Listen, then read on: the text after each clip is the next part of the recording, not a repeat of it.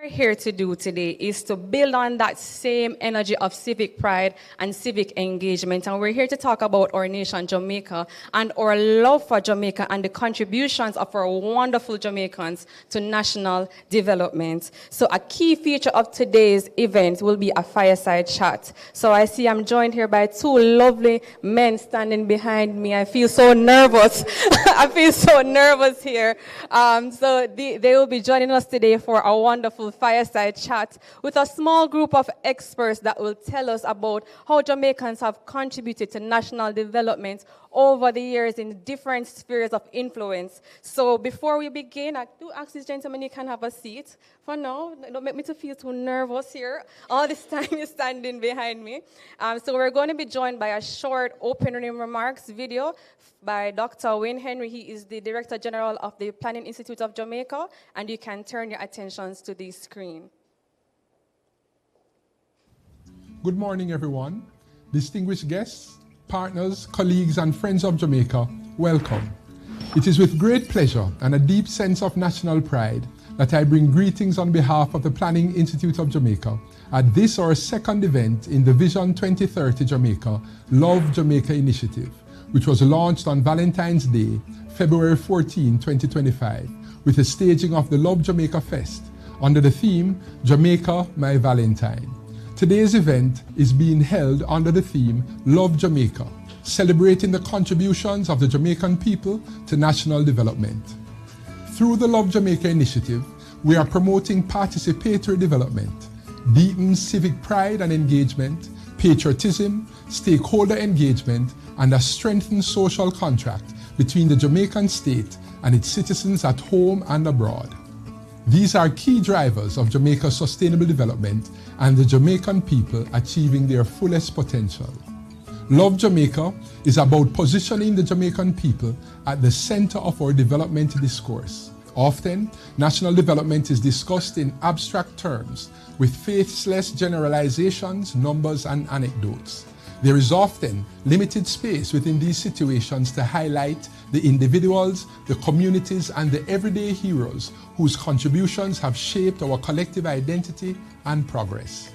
As such, today we honor and explore the pivotal roles Jamaicans have played from the 20th century to the present in advancing national development through science, economics, technology, culture, social innovation, and more, all of which have made significant impact far beyond our shores. A highlight of today's event is the Fireside Chat, which will allow us to engage in a rich dialogue about the real stories of innovation, creativity, and resilience that have propelled Jamaica's development. This conversation will also explore how we can strengthen participatory development, where communities, institutions, and individuals partner in building a Jamaica that works for all. Jamaica's development requires the active participation of its people, proud, empowered citizens who understand their role in shaping the future and are empowered and enabled to lead and contribute meaningfully. As we celebrate, reflect, and envision, I invite each of you to fully participate, share your experiences, offer your perspectives. Let us build on this momentum and collectively recommit to the mission of making Jamaica the place of choice to live, work, raise families, and do business. Let us all continue to love Jamaica, not just in words, but in meaningful action. Thank you. Thank you, Dr. Henry, for such inspiring words. I almost said amen because it sounded like he was preaching to us. But thank you so much. And we know a part of Jamaica's development, as Dr. Henry shared, is participatory development. And we see that it's a key driver for our communities, for our people, our schools, and our children to participate and learn about national development starting at a young age and as they grow into adulthood. And we know we are all going to contribute to making Jamaica the place to live, work, raise families, and do business. So what would our little celebration be without some entertainment? And I'm going to ask our wonderful Miss Janae Chantesha, been trying to this one, Chantesha, to join us and to sing to us today. So I welcome her to the stage.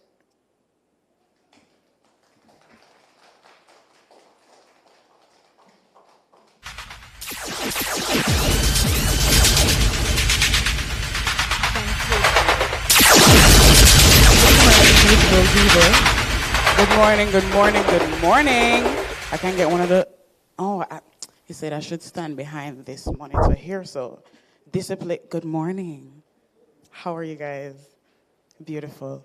Because I share on the stage with them and I must have manners. I must stand up here so I can hear myself. How are we feeling this morning? We're good? Look, most I don't bother come up here because she said, Johnny, Shantisha, nobody clap. I said, no, I'm going to go home.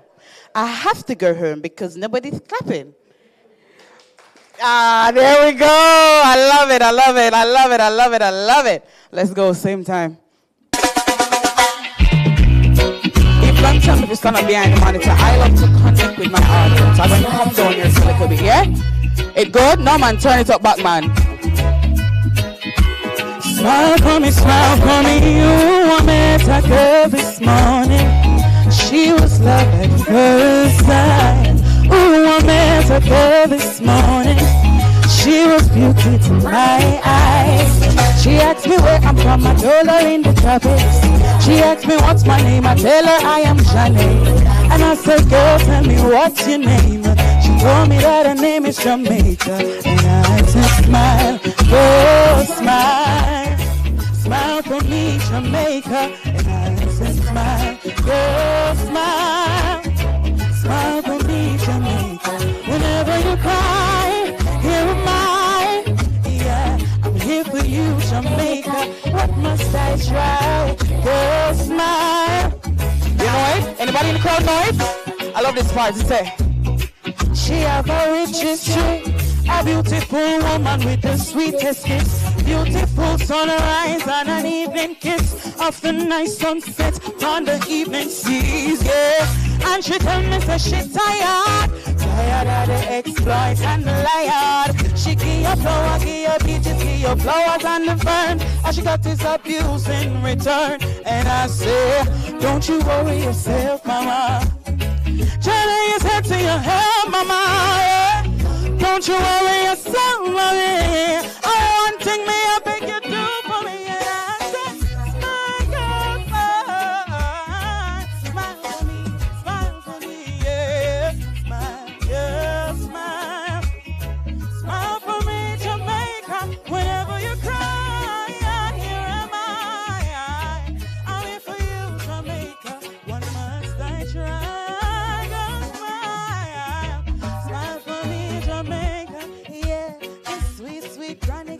Give them.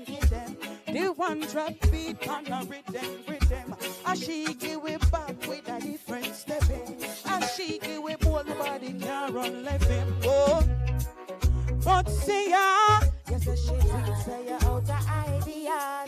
She give with art and sweet literature. She make the world see a bigger picture. Yeah, don't you worry yourself, mama. Johnny is head to your hair, mama, yeah.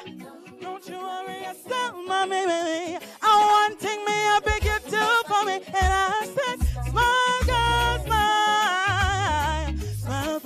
Jamaica. And I say smile, girl, smile, oh Lord, smile for me, Jamaica. Whenever you cry, here am I, oh, I'm here for you, Jamaica. Dry your eyes, girl, smile, smile for me, Jamaica, yeah. Whoa, oh, oh, oh, oh, oh, smile, smile, smile, smile, say smile, Jamaica, smile for me, Jamaica, yeah. Let's go same time.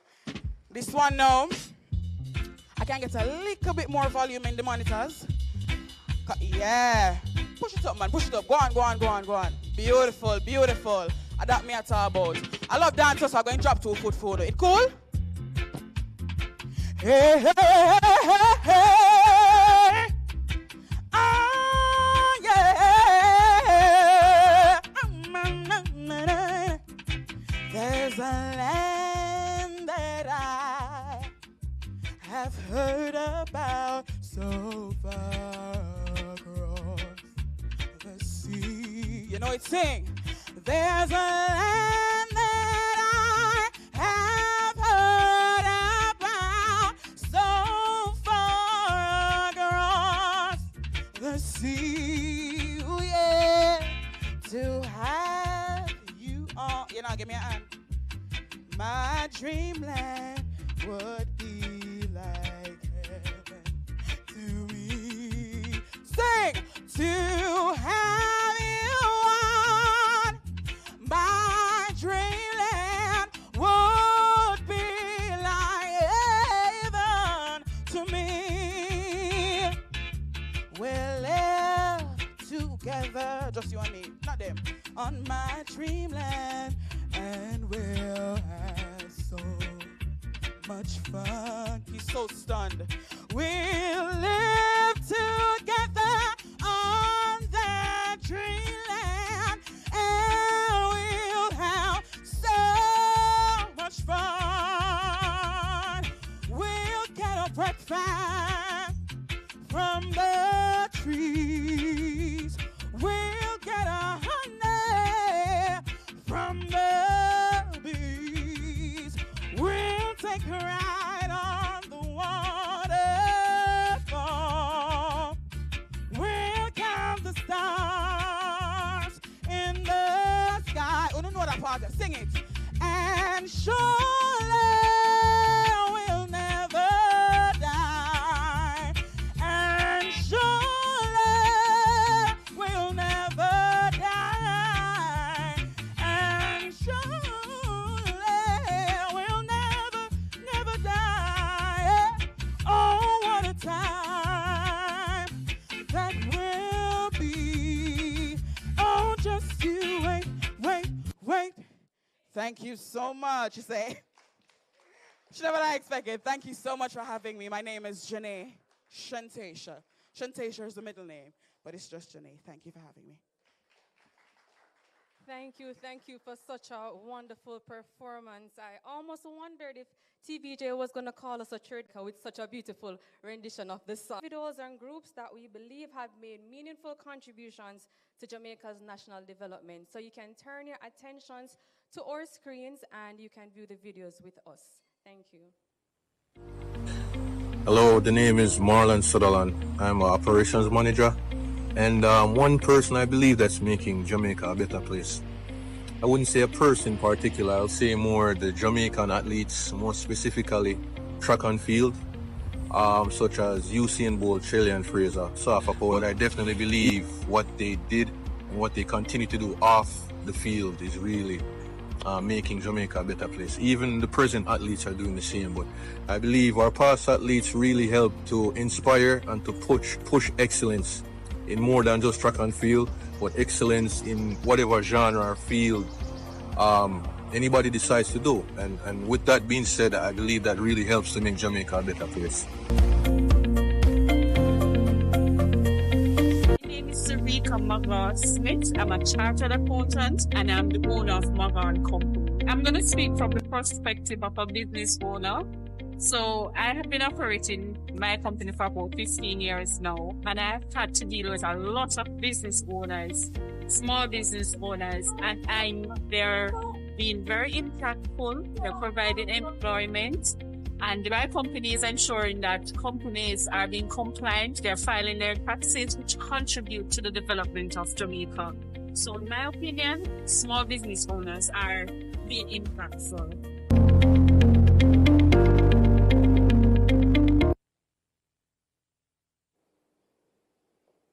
All right, we thank you. So we can see that our athletes, everybody in the world, no matter where you go, if you speak English or not, everybody know Usain Bolt. You go to the airport, you see Usain Bolt up in the airport. So I'm sure that our athletes have made a wonderful contribution to national development. And I like what she also shared about our small business owners, because it's something with Jamaicans that people don't realize, that everybody have a hustle, everybody have a business. You're driving home from work and you need something to cook. No need to leave your car. You can drive through half a tree, and I'm sure you can get a tin mackerel, rice, the sugar, everything. Development. And we have to also recognize all the work that we all do. So we thank you for those videos. And as we now move into the wonderful, more interesting part of our session today, with these two lovely young men behind me, they might have been wondering why I haven't introduced them, but it was on purpose. So we are joined today by Mr. Joseph Cox, the man that deals with money. I've come to realize today. He is the managing partner at Joseph Cox and Associates, and he is the host of the Caribbean Business Review podcast. So we can give him a round of applause for joining us today. And then we have our wonderful Dr. Herbert Gale. We go way back. Way back. He is a social anthropologist and the head of the department is talking about the contributions of the Jamaican people to national development. And I will now hand over the floor to them. So I'm putting you in their care for the next hour and more. So we will tune into them. Thank you.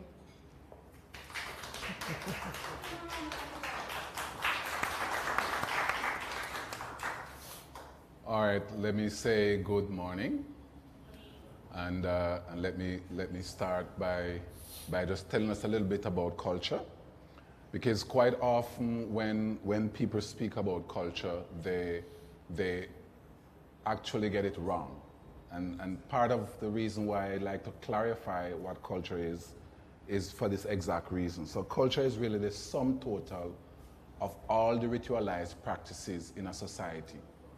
And it means, therefore, that culture is going to have high culture, which is a section that all of us cherish and want to have, right? It's going to have mass culture, which is the body of culture where the youth are involved. It's going to have subculture, as in the section that people claim belongs to the people who are disorderly. And then it's going to have, of course, this matter of counterculture, which are the people who challenge the high culture. And in fact, culture cannot work unless it has all of these parts. You can't just have a bunch of highty-tighty people in churches and politics, and I can tell you the areas, and what we call in Jamaica uptown, which is downtown in 80% of the rest of the world, right? People don't know that. What we call uptown is actually downtown, right? And even that inversion is about us Jamaicans. So that's important. When we speak of culture, there are some areas that become very important to us. And one of the first of those areas would be what we call the matter of material culture. And then we have the non-material culture. So you know, the material culture would be technology, all the things that you can touch. So technology, sports, arts, all of these areas, anything you can touch would be the material culture. The non-material culture would be those abstracts. So we're talking here about stuff like, you know, your belief system, religion, entertainment, all right? All of those abstract areas. Your philosophy, because people may not realize every culture has a dominant philosophy, all right? And therefore, when you speak about those areas, you really in Jamaica would reflect on those areas where we have done very well. So let's start from where the the conversation was, and that's track and field. Notice I did not say sports. I did not say football. Even though we went, the Reggae Boys have done well, I said track and field because I want to bring to you the areas where we have dominated the world. And please note the word dominated. And I know quite often when we say the word dominated or domination, we often think of India, right? We think of China. Those two countries alone have over 2 billion people, right? In fact, over 2.5 billion people. We tend to think of the third largest population, which would be the United States. And we think of, historically, the countries that have been dominant. The smallest one would be Greece, right? Everybody knows that. And so we track our way and we think of what these countries have brought to us. India, we know, has brought to us spice, clothing, festivals. We know the United States has brought economics and the sense of a new democracy, a democracy of hegemony. We know Britain has brought us sports, especially football, and democracy and these things. And we know Egypt, of course, can't leave out Egypt, would have brought us a history of architecture, of course, religion and governance. In fact, the first frame that we know from Sumeria and up to that being Greece with a population of about 10 million people. And you move to the small countries and suddenly one of them pops up. It doesn't matter where in the world you do culture. Jamaica has to be mentioned. And if it's not mentioned, raise your hand in that class and say, Prof, you got it wrong. There is a small country that competes with all of these powerful countries. And I'll show you how it competes, track and field. If you take the 5 fastest men in history, 3 are from Jamaica. Does that even make sense? With a population of just about 2.8 million, you have 3 of the top 5 fastest. And then if you want to double the trouble, move over to the women. Out of the top 5, we have 2, right? I figure some people need to know the 3 men, right? It's Usain Bolt, it's Asafa Powell. Let me put them in order. It's Johan Blake and, of course, Asafa Powell. And for the 2 women who are in the top 5 fastest women in history, it would be, of course, let me see if anybody know them. Elaine, yes. Elaine Thompson-Herah and, of course, Shelley Ann Fraser. So that's powerfully weird. Ever hear that combination yet? That's weird for one tiny space to have that kind of power. And when you look, Jamaica produces the most track and field talent per capita in the history of the world. Can you imagine you have 250 million people, but every time a Jamaican comes up beside you, you get scared. Worst of all, if one of them having a green or bright yellow hair, right? You get really, really scared. And that tells you. And then we can move to the area of governance, right? I've been amazed at what we've achieved in the area of governance and politicking and democratization. And Carlstone immediately pops into my head. I don't know if you've noticed that a lot of places you go in the world and you begin to look at political anthropology or political sociology or so forth, suddenly this one Jamaican pops up in your textbook, Carlstone. And it means a lot to me, right? And then if we move to the area, right? If you move now to the area of philosophy, clearly somebody pops up in your head, and that person would be, of course, Marcus Garvey. I don't know how many persons actually take time out to reflect on how powerful that name is. I'm walking in New York, right? And as I walk in New York, I stop by a park to buy, a bottle of juice. And I looked up and I saw a plaque, Marcus Garvey Park. Do you know what that does to me? I'm like, hold on. But I'm at Yard. And that for me has been really, really awesome to know that we have been able to make that kind of impact on the world. But I want to go to language because quite often we forget language. And immediately it pops into my head. Go to the Urban Dictionary, right? At some point, I want you to go to the Urban Dictionary and just look for the contribution of Jamaican words to youth culture worldwide. Cool is no longer about temperature. It's about a pose, a chill.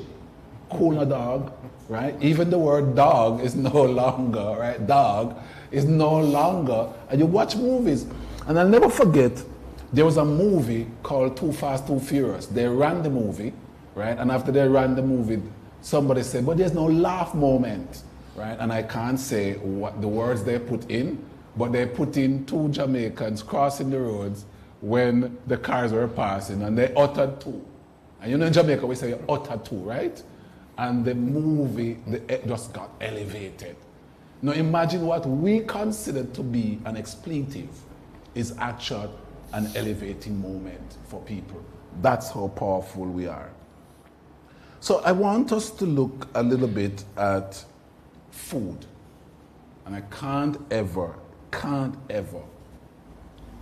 imagine that when you go and you type in the top 100 restaurants in the world, there is one of them, right? Norma on the Terrace.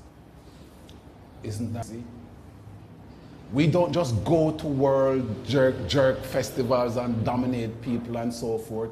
We actually have restaurants that are ranked, that people know that when you come to Jamaica, this is where you go. And it's interesting because I sat beside a friend of mine one day. So I grew up not liking food, right? I know somebody's going to say, yes, it shows. It's fine. It's fine. And then I remember trucking back and forth to Negril, Hedonism 2 with my brother, who became one of the top chefs in Jamaica. His name is Joshua Shand. And he said to me, Herbs, you have to like food, man, because food is our culture. If you don't like food, you're not a Jamaican. And I started observing food, and then I saw tons and tons of fast food flooding into Jamaica, and I was going, all right, how are they going to fit in Jamaica? Because in order for your fast food to come to Jamaica and do well in Jamaica, that fast food has to be better than any other fast food in the world. Within 5 years of my having that discussion with my brother, the fast food in Jamaica were ranked above the rest of fast food in the world. Isn't that crazy? So people will leave from, and I don't want to give any free ad, but people will leave from New York and come to Jamaica to buy the same food they have in New York, because in Jamaica, the one we have is better than everybody else's. It is different. It tastes different. It is different. Yeah. More spice, more everything. And so, folk, I want to introduce to you a country I have grown to love immensely. I have been to 90 odd countries in this world, and I can tell you straight up, as slender as you think, or lanky as you think I am, I lose weight if I'm in any country for more than 9 months. 9 months is my barrier. Need to come back. And when I get to the airport, I actually buy food. It's that bad for somebody who doesn't like food. So that tells you how powerful we are, and I really wish for us to begin to embrace this place, protect this place, take care of it, and make it our own. I say on my radio program every day at 12:35 religiously, take care of a neighbor, take care of your country. All right? We love this place. Peace and to do. Yep. So what now? I'm supposed to speak at this point in time after that? Surely not. All right, folks, here's the thing, and I'm going to pick up where Herbert left off. You know, when he references the matter of food, one of the things that we seldom remember in Jamaica is that Jamaica probably has, if not the best, it's really ranked up in the top 3, I would think, in terms of fusion cuisine. Because we have the elements of Africa, Asia, including India. You have Native American influences, and of course the South American influence in it as well, which gives us this unique flavor that we bring to the world. And that's one of the reasons why we are so popular. And I'm saying this to say that long before, I mean, every day you hear about the exceptionalism of other countries, right? You hear them They're trying to convince themselves every day how exceptional they are. The truth of it is that Jamaican exceptionalism has been part of our ethos from, frankly speaking, from we came around. Because if you look at the average Jamaican contribution and how we look at things, we're resilient people. We're very creative, right? And trust me, we are innovative. Some might say we're too innovative sometimes with the wrong things, but we're still innovative. And this is a reality of life.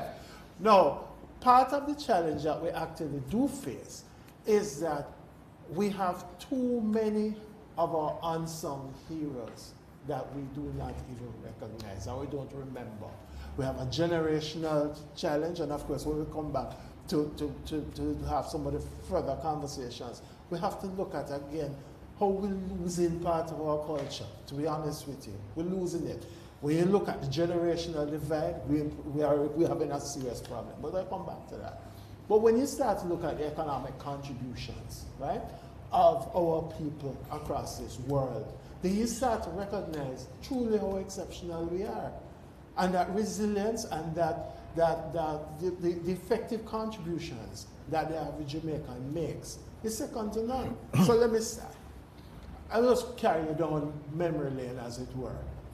Because when I heard the Chronic's rendition, I had to smile. But anyway, look at somebody like, how many people in this room remember the name T.P. Lecky? Right? A handful. Reality of life. T.P. Lecky introduced the Jamaica Hope breed. Why was that essential? It's essential, and it's funny when we hear speaking about a fireside chat in hot Jamaica, but the reality of life is that the Jamaica Hope breed was brought into play to deal with the heat, right? It's a combination of dairy cattle, what we know as Indian cow, plus the Holstein cattle. That was genetically, quality engineered, if you will, to create the Jamaica Hope breed. What that did, it created a whole new dynamic for a number of our small and medium-sized farmers and so on in terms of milk production, etc. That is a long-lasting legacy. That is second to none in the world. Good. Then we look at people like, and let me keep in that same thing, because T.P. Lecky is what do you call it, animal geneticist, right? Keep in the same mode. You look at somebody like Henry Lowe, Dr. Henry Lowe, industry, globally, is renowned. We know he committed his derivatives, coming out of cannabis, or what we know as ganja, right? But he used that for glaucoma and other such things. Now, that is just one of several items that he has been responsible for, right? And that type of contribution, again, is second to none. We don't have the resources that the developed countries would have, but yet still, we show that sort of resilience and ingenuity in treating with new things. On a straight economic stance or footing, we have people like J. Arthur Brown. J. Arthur Brown, the first central bank governor, things throughout the country. And J. Arthur Brown was not just part of that. That wasn't his only contribution. J. Arthur Brown was, at one point, alternate governor to IMF, IDB, World Bank. He's to academia, and the world of scholarship is again world renowned. You understand me? And I mean, his contribution was not just that. He has been involved in the past in development of some 5-year development plans, industrial policies, etc. And he, as well as the next person I will mention, Gladstone Hutchinson, produced the growth inducement study, right? Which, frankly speaking, has been charged with one of the most transformative bodies of work that has been done. It moved Jamaica, or it created the dynamic where Jamaica moved along a continuum from short-term stabilization strategies to treating with the long-term development of a plan. So you twinned it with your growth impulses with your long-term development strategy, which is your Vision 2030. And of course, his partner in crime in that, which is Gladstone Hutchinson. Gladstone Hutchinson, long advisor to the government of Jamaica, but of course the substantive thing, post is at Lafayette University in the States. These guys also, I mean, when you look at what Gladstone Hutchinson has been also contributing, he was a person who also initiated the community renewal program, where you looked at the 100 most vulnerable communities, right, between the crime or just straight vulnerability, all sorts of interventions. These are strategic transformative mechanisms that honestly, many countries to this day, if you recognize Jamaica right now, I mean, I have to say it right now because years ago we used to be the butt of all sorts of jokes, but right now we are the poster child. Our achievements are being hailed globally in terms of the economic transformation in this country. Right? So we start to look at that. Then now, when you move on further, you start to look at ICT, right? And the development of that. You look at persons like Mervyn Ear. Mervyn Ear was a man, well, I knew him from ICL, Fujitsu, head. The reality of life, what does someone like Mervyn Ear bring to the table? Those are the guys who brought in some of the banking systems, started to transform our adoption of we call them automated teller machines, or some people call them automated banking machines, the same thing. Those are the kinds of contributions that you make. And of course, you have somebody like, whose name you don't hear very often in this space, Edmund Hennes, who is the head of the multi-link system, which, frankly speaking, benefits 1.8 million Jamaicans who use the ATM cards. That is the framework, that is the technological backdrop of the ability to use your ABM cards. No, I'm saying all of this to say that one of the things we need to recognize, ladies and gentlemen, is simply this. Jamaican exceptionalism is not episodic. It is something that is ingrained in our ethos. It is something that we need to embrace, we need to recognize constantly. And sometimes we are our own worst enemy because we are also an impatient people. So we want, and worse nowadays in this era of social media, everybody thinks that the world is like a video game. So you get instant gratification, or at least by the end of 30 minutes or 45 minutes, all will be well.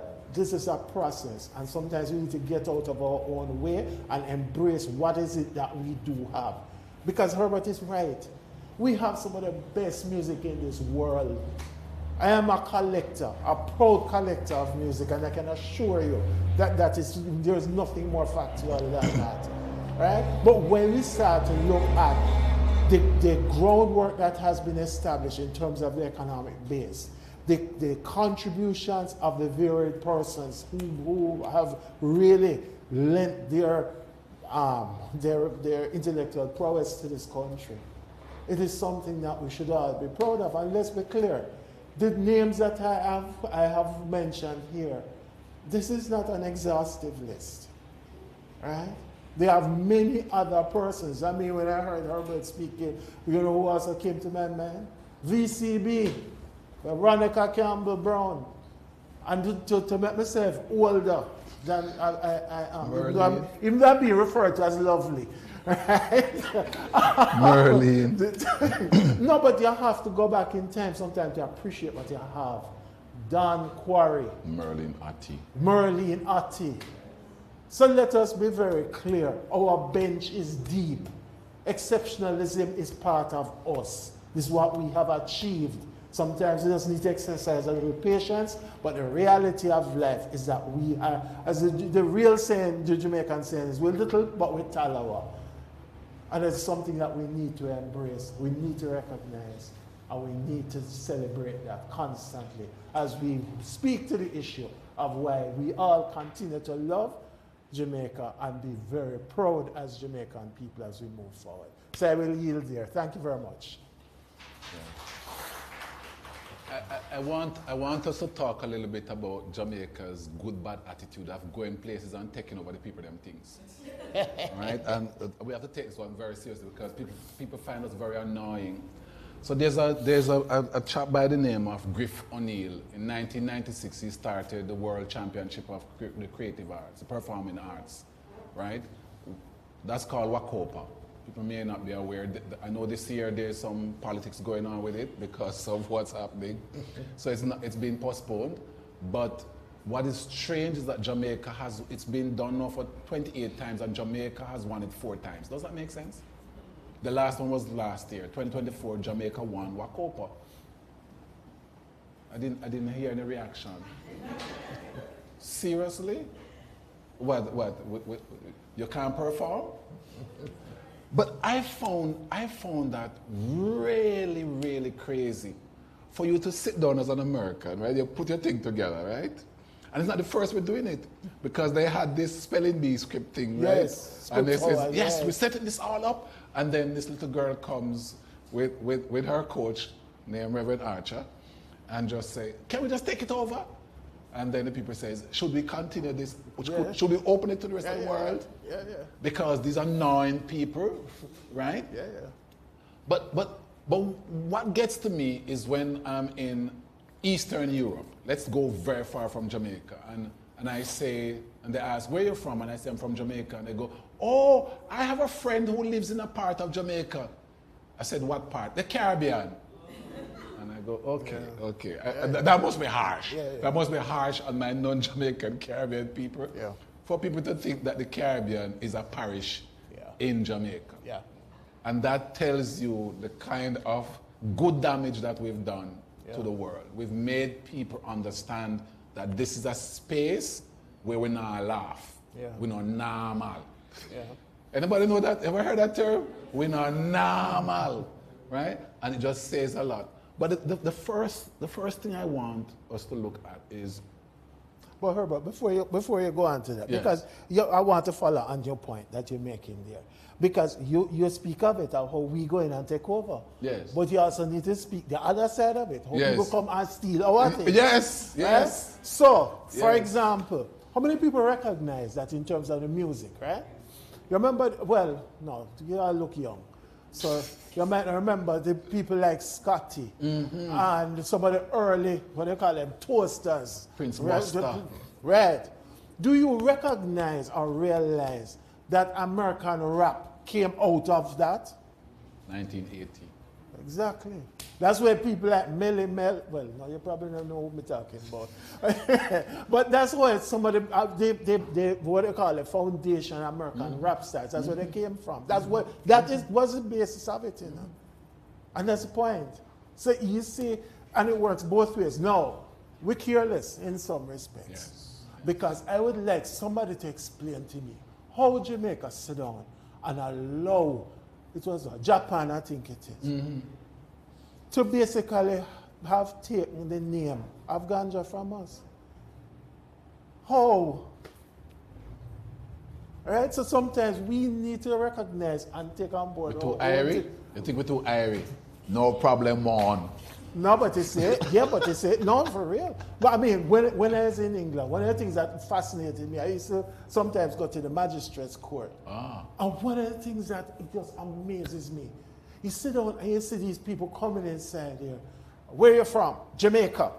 And you hear from the accent, you see these people never been to Jamaica, but they probably don't know where Jamaica is. Jamaica? Right? But Jamaica, believe you me. Did you mean Jamaica? Oh, no. You remember this woman on TV, Miss Cleo? Yes. Yes, man. Which Jamaican speaks Come like that? to me. Where on God's green earth ever he's something there? But all of a sudden, Jamaica, man, Jamaica is there. So you see, a lot of, sometimes, I don't know how we do have Jamaicans who misbehave and do some stuff overseas.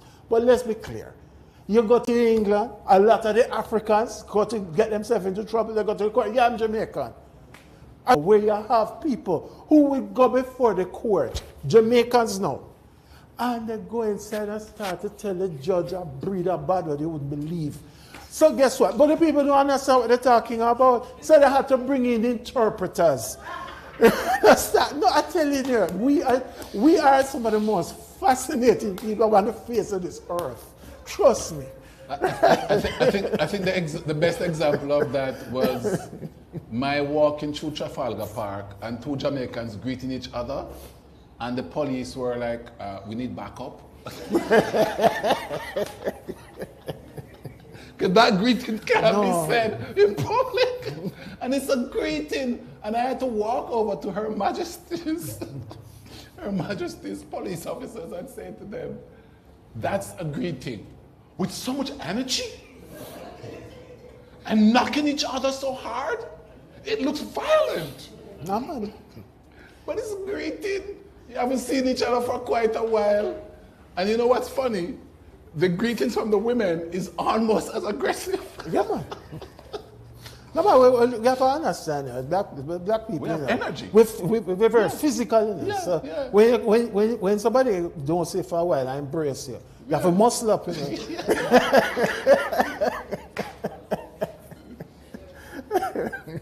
But we look at some of the transitions, right? We look at some of the transitions from mass culture to high culture. And I want us to talk a little bit about that. And I want us to talk about the economic side of that.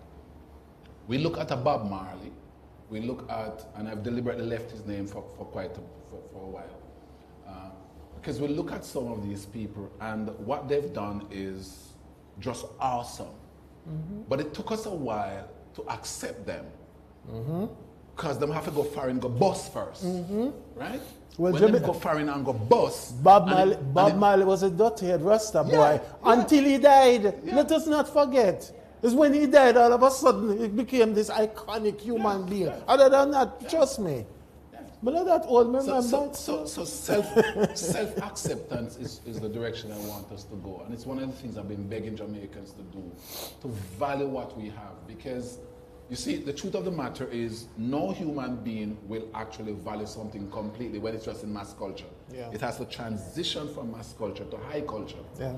But we don't do that. I mean, take ganja, right? And take reggae music. We're putting those two into one sentence, and we're not doing it carelessly, so stay with us. I'm around Europeans a lot, and I watch them, right? They've had so much beers or lager, if you prefer, and then they're feeling a bit woozy. And they say, "Selector, can you play reggae?" And then you see them stable back, and you go, "After listening to those two songs, I can drink again." And I'm going, that's the power of our music on people compared to people listening to some Western and then picking up a gun and go harm people after listening to that, right? And yet I've heard in the Jamaican society, people speaking about the damage our music has done to our people. And it's one of the areas I've been begging people, just take a second look. Because the best way to analyze something is to go outside and look at it from there. And I think a lot of us don't get a chance to do that. Yeah. But I will say this here though, in fairness, you have to break it up, I think, in terms of era. Mm-hmm. Because, for example, you mentioned Bob Marley. I will take you down the line, Peter Tosh, yes. Jimmy Cliff. Yes. You understand? That coming up even more modern, you have people like Beres Hammond. Mm-hmm. I mean, honestly, as terms of a young person, or a young boy, Chronics, yes. Right? Those are effective contributions to the music. Right. However, I'm sorry, this is one time you're going to call me bougie, and I don't care. Them under my clothes thing is not our music. Yes. I am very sorry. Yes. It is cheating in our brand. Right? And that is where you end up with the people criticizing the music. Mm-hmm. We have to recognize that the quality, for us to maintain the integrity of what we have, there must be some standards to it. It can't be that anybody who can hold a mic can just jump up and say a thing. It cannot be So like that. Now you see why I started in the way I did, which is to say you have the high culture, the mass culture, the subculture, the counterculture. Because all of us are going to struggle with the parts that punch disorder at us. Right? So it's fine. You can't. But you see, the thing is simple is that, but there is such tremendous value in it, right? I mean, honestly, when you look at, all right, I want to draw a parallel for you. And I know this is not all just about music and food and so on, but I want to draw a parallel to you. Look at, and these are people who are functional decades apart. Look at, juxtapose these two. Patra, Shensia. Yes. You see where I'm going with this? Good draw. No, because you see, I won't say why good draw. No, but the point is simply this: both have that type of appeal and so and can go far. But there is a difference in terms of the effective delivery and how it works. Also, we have to recognize that, and this is one of my pleas. I don't care whether you sing slackness or you sing other things, but here is the truth: music is a business. It is not a hobby. You have to treat it like a business. And too few of our artists are actually treating this thing as a business. Right? You can't, all right, fine. You sing and you produce some kinds of things that can't hit the airwaves. Here is the reality of life. First time we used to have radio edits. Now they don't bother with that anymore. Right? But here is what you do when you don't have the radio edit. You effectively exclude one whole half of your audience, your potential audience, or potential persons who would buy your music, who will not be going to know dancer, right? And so therefore, you see, there is a middle ground. You can do your raw versions, and they have a radio edit versions, and that way you grab the whole market. Part of what seemed to be needed in the Jamaican setting and music is for us to teach some of these young people who, because there's a phase, some people sing the songs first of all to get the anger out. But it would seem, and I've had the chance to talk to a few of these young men, to say to them, move it to the next level to make some money.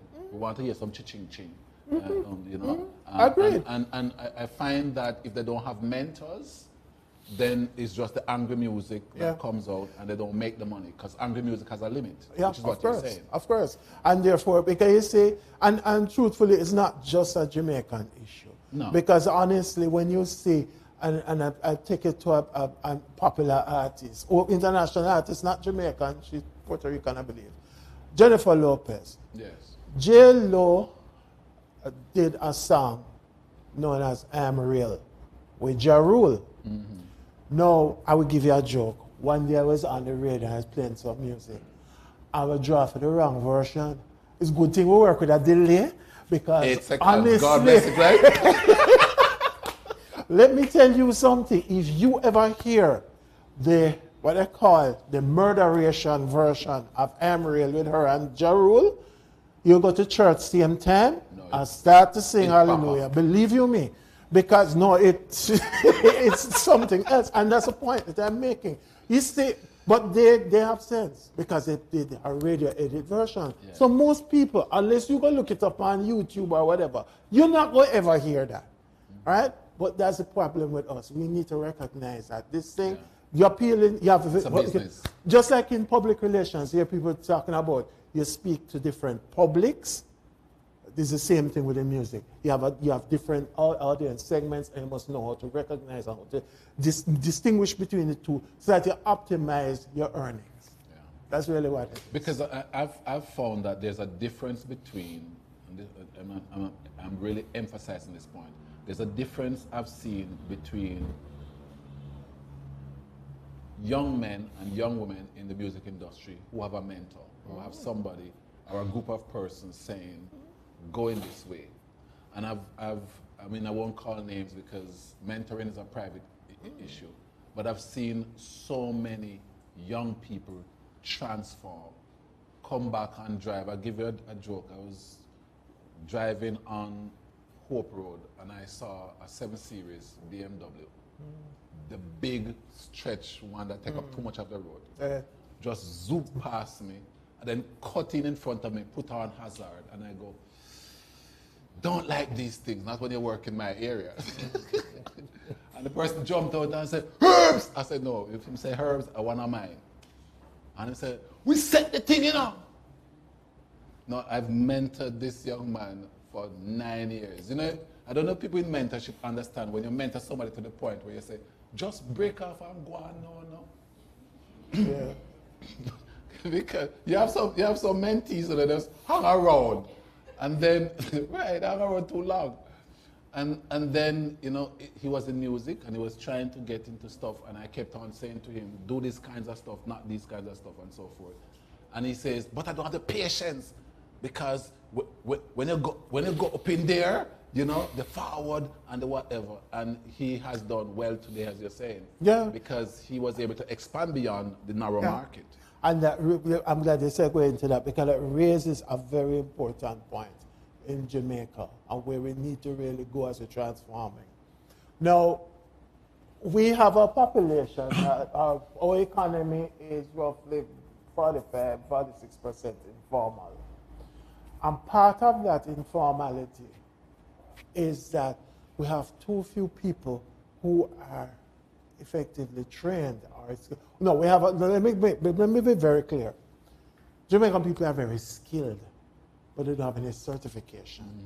And that becomes a barrier in a number of markets. You need the certificate. You definitely need it, because if you don't have it, beyond a certain point, you will not be taken on board. Yes. Now, here comes the problem. A number of our persons, young persons in particular, they will go to places like, you know, I don't want to call it name because I'm doing a commercial for nobody, but you have training schools, yes? And people will go in there and they say the course is supposed to be 2 years, 3 years. I guarantee you, after 6 months, some people say they have learned enough and they're gone. Yeah, and that is exactly what is holding us back. That's precisely what is holding us back, because we're not looking at, we don't complete things, right? We don't complete things. So for example, we have a number of foreign entities now in Jamaica who are here, they have established businesses, etc., etc.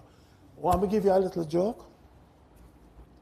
For you to work on, particularly some of them coming out of the US, for you to work on them, the maintenance, etc., etc., you have to be certified, because and you also have to have sometimes US certification.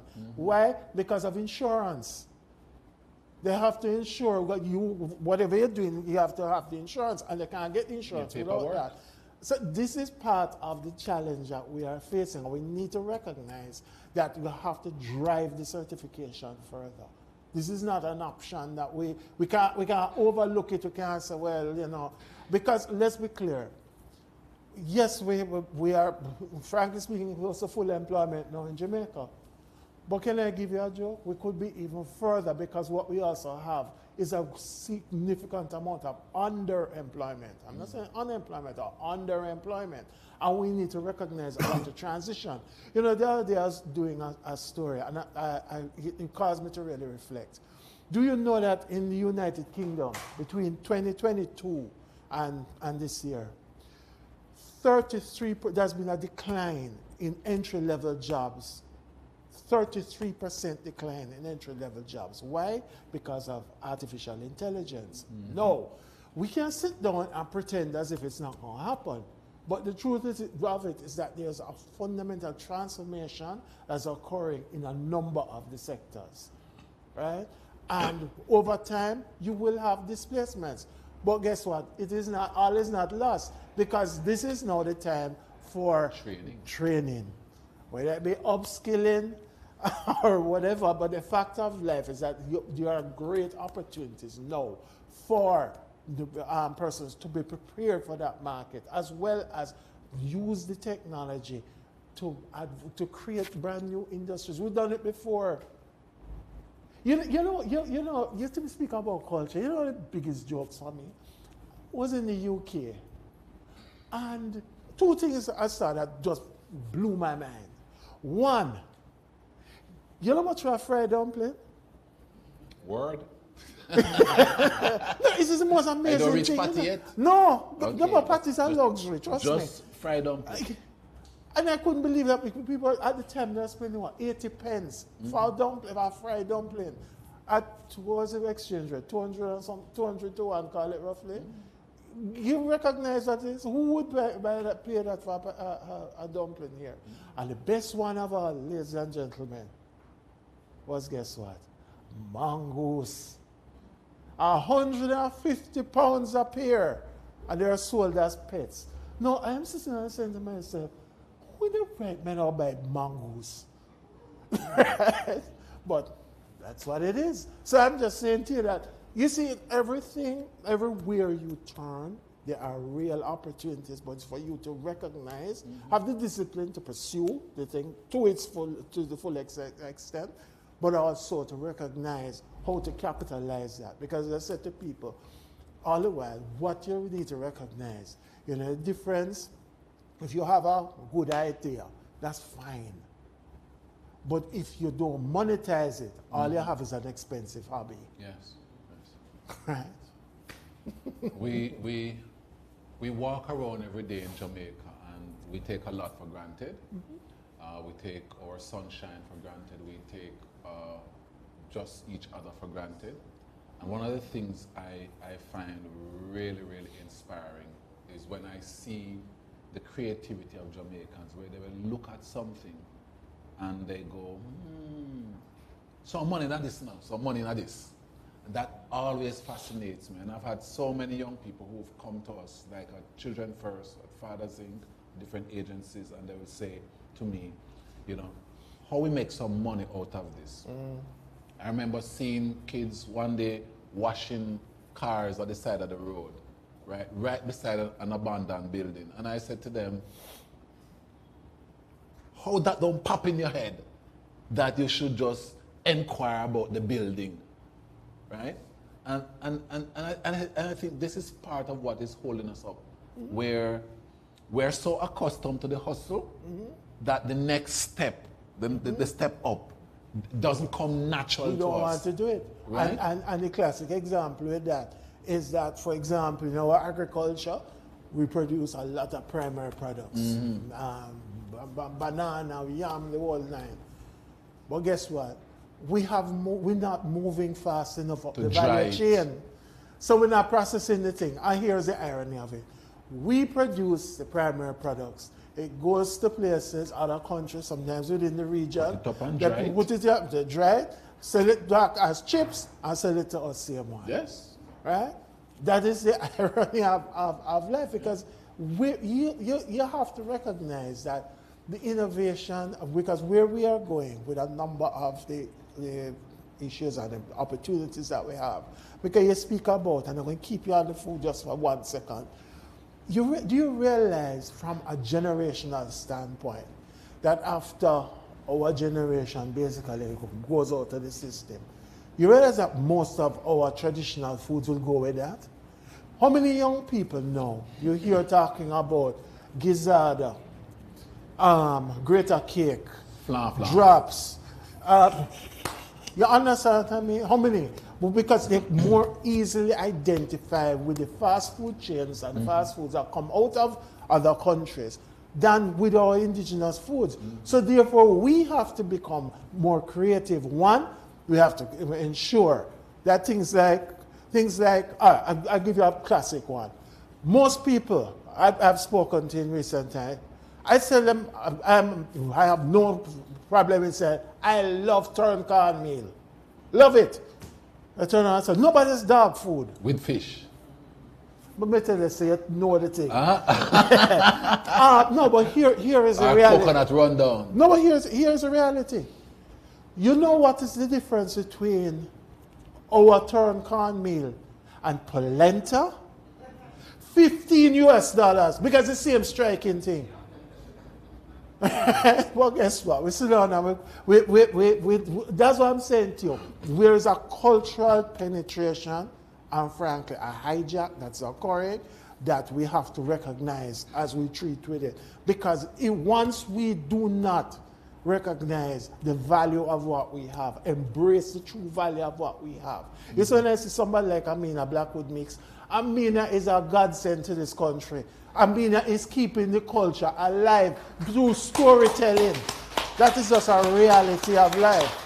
You understand? So this is what we have to do. We have to keep the narrative. But I recognize now, ladies and gentlemen, we have to take a quick break. So we'll be back in a bit, or you want me to just go straight to the audience? Okay, fine. All right. So ladies and gentlemen, I call out my friend Amina. Amina, come, rise to the occasion, man. That was so deliberate, right?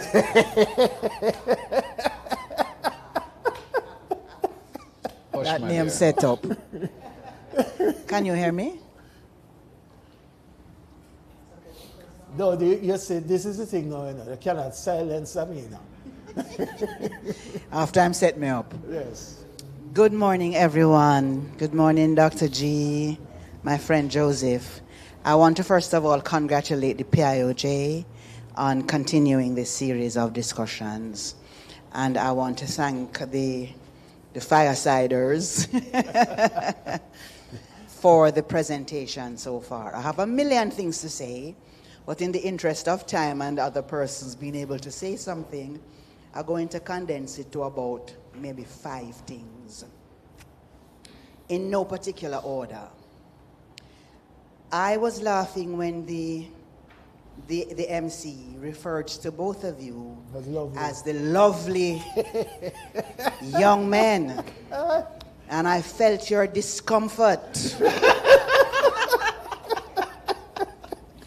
And I said to the representative of persons with disabilities sitting beside me, we would have never noticed that had a man said it about 2 women. So one of the things I think we need to examine as we talk about celebrating the contributions of Jamaican people to national development is the place of women and the treatment of women that we so often take for granted. Mm-hmm. Because until we got to the music, and you could mention Patra and Censure, or whatever her name is, she same one. Then the examples of the contribution of women were confined to women in sports. Mm. And even as we spoke about music, we didn't recognize some of the queens of the music. The I3, for example, the Hortense Ellises, and so on. So that's something that I think we need to examine going forward. But Amina, before you continue, don't lose your point. But I think it's important to people to recognize. Do you realize that we have a problem of what we call gendered pricing in the Caribbean? Do you know that for women's products, studies have revealed this now, that they cost 42% higher than the comparative male thing? So for example, a razor blade, I'll let you go to the pharmacy or wherever, and you buy a pink razor blade. Why, for God's sake, I don't know. Because it has the same blade count, same makeup as the blue one, which we buy. 42%. Just keep that in mind. Amina, back to you. Thanks. And then as we celebrate those Jamaicans who have excelled, there is a question that bothers me. Is this a result of deliberate national policy or of personal agency? I think the answer is obvious. And there is a way in which we are not teaching and curating for sustainability of the examples and the emergence of those who will follow. It is appalling to me that on the 6th of June, the Chief Technical Development Officer of one of the agricultural institutions announced that Jamaica is about to import 250 cows. To go back to the very same place where Mr. T.P. Lecky did work, and I can WhatsApp it to you, it's still on my phone. So how do we curate our legacy? And I want to suggest that the role of education is something that we need to be looking at very, very, very, very seriously. I also want to suggest that one of the things that we often overlook is our spiritual assignment. I never say Christian. No, because sometimes we think that spiritual means Christian. It includes that, but includes every other spiritual philosophy that exists in this place, which powers us and which we don't often recognize. So when Capleton say, I St. Mary may come from, I've never asked him. But St. Mary is the place of Dottie Bookman and Chief Taki. That's a serious spiritual energy that powers us, which we need to give some kind of primacy to when we talk about the role of culture as being the dominance of the ritualized practices and so on. Where does our spiritual grounding factor into that which we have been able to accomplish? That amazes me. We can't believe it as much as it amazes you. And then the other thing that I feel I want to say at this point in time is high culture, subculture, counterculture. Do all of those things have to be in contestation? Because that is what I understood, that they are in contestation. And why can't they exist on their own legitimacy? And why does it seem that we are afraid, sometimes ashamed, to interrogate our culture and say, no, we don't really want that? When we talk about gender issues, for example, we left out racial issues as well. Do I really want to teach my children, say, Umana Ebi Lord, when Friday evening come and the money not enough? Do I really want to continue to teach them folk songs about how we lip favor labor, but we want lipstick? So those are the things I felt I wanted to say at this point in time. Thank you so much. Come on. Thank you very much. That was actually very beautiful. I want to start with the fact that I want everybody to make an attempt at some point to just look at what happens to rats or any experiment when everybody agrees.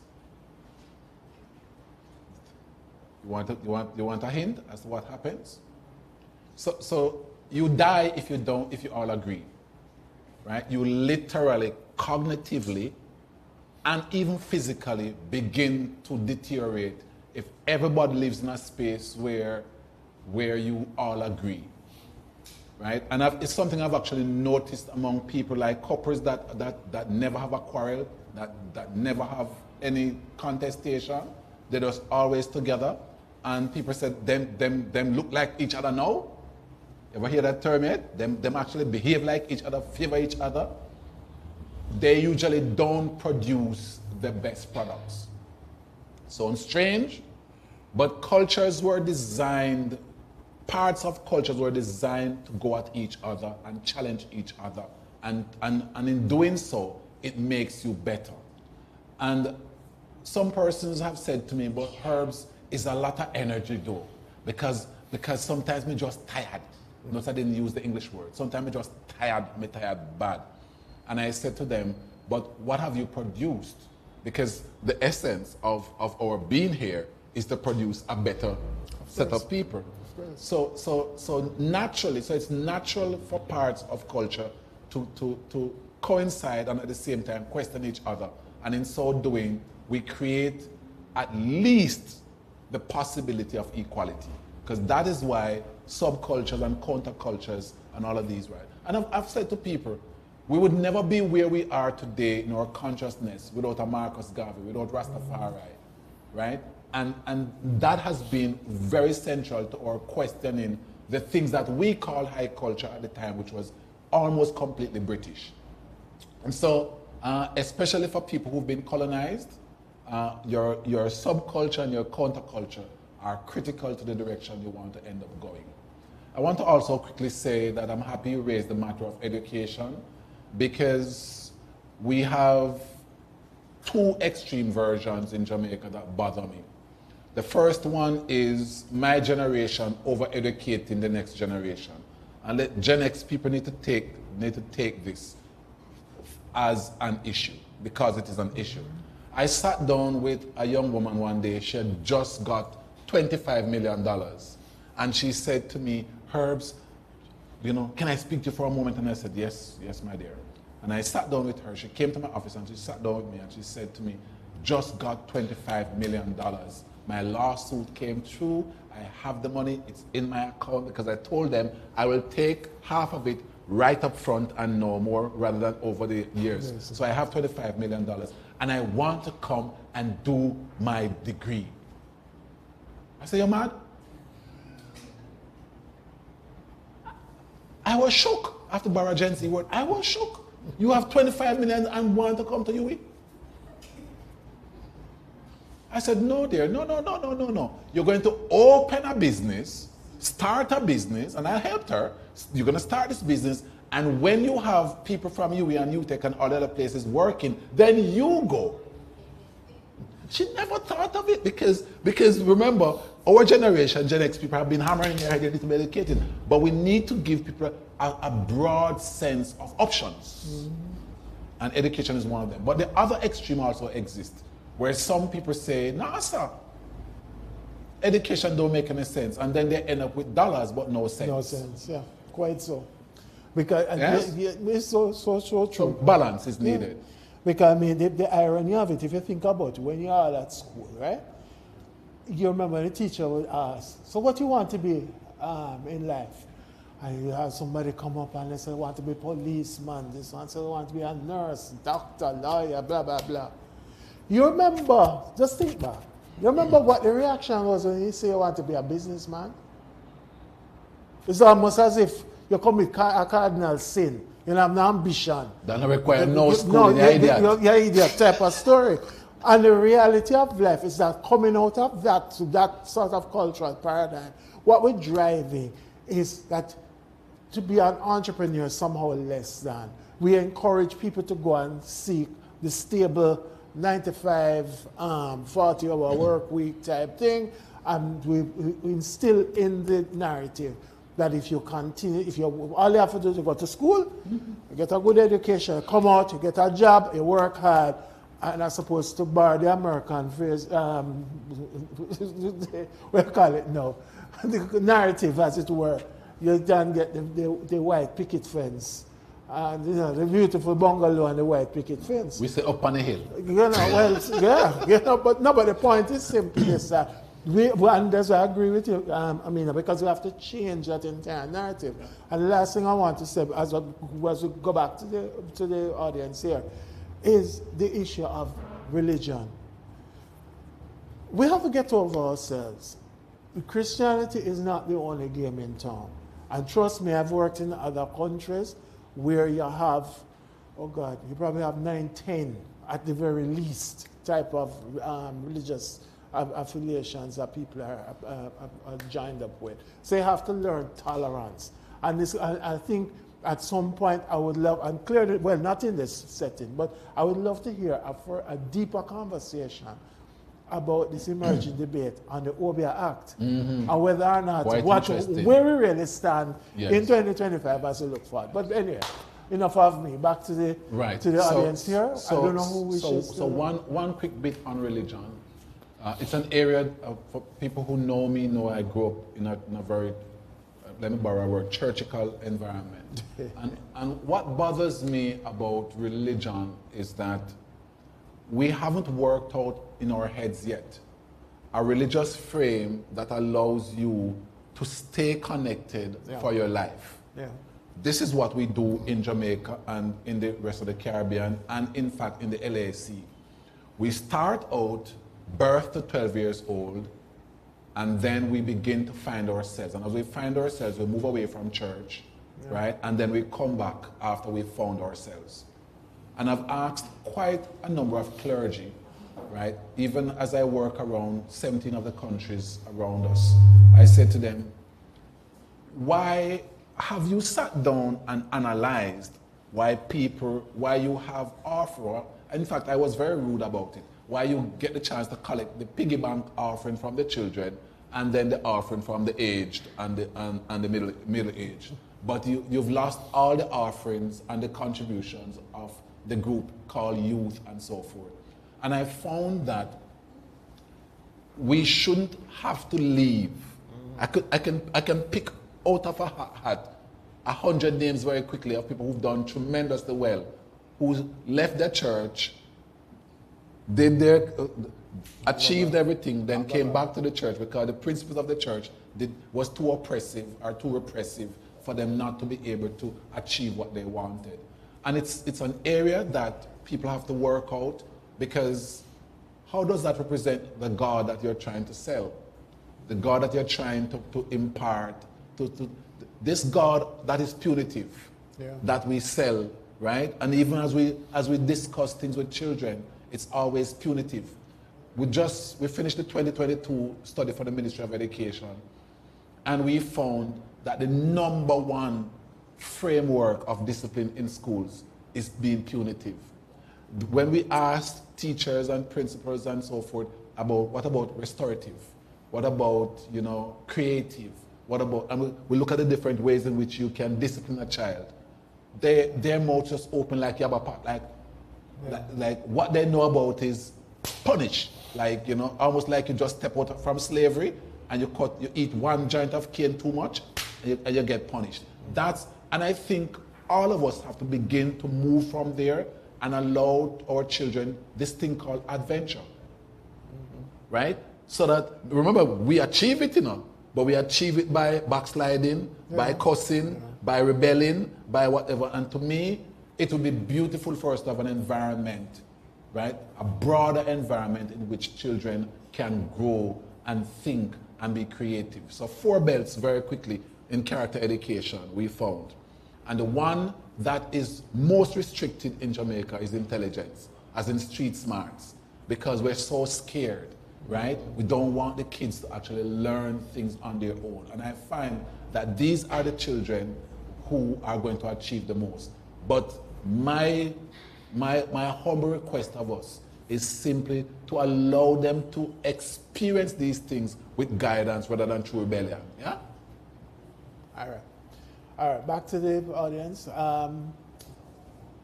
Anybody wishes to intervene at this point? No? This gentleman here in the front. For my edification, my brother, please introduce yourself. Good morning. I'm Sean Thorpe, the Dean of the Faculty of Engineering and Computing at UTEC. Yes. What used to be cast. Yeah, which was cast. Yes. We're quite proud of it today. Cast to UTEC. This has been a journey. So this is a very, very interesting discussion we're having. And in the context of what you describe our young people needing to do now, you mentioned AI, for example, taking over the jobs. I think we need to promote a digital culture, because the youth who are here now are really digital natives, believe it or not. What you gave us the historic past of what we grew up in Jamaica sort of dawned on me very clearly that the generation is changing, right? And we have to recognize that with change, we have to embrace what is before us and what is to come, such that the argument of the job losses can also be complemented by the opportunities that AI brings to the space. Even in a space like where we are now and how we are trying to promote digital culture, those creatives that you mentioned could leverage the use of AI to support the outcomes of new job opportunities that are not yet in the market, which is what higher education institutions are doing, or should be doing, if they are not doing it, right?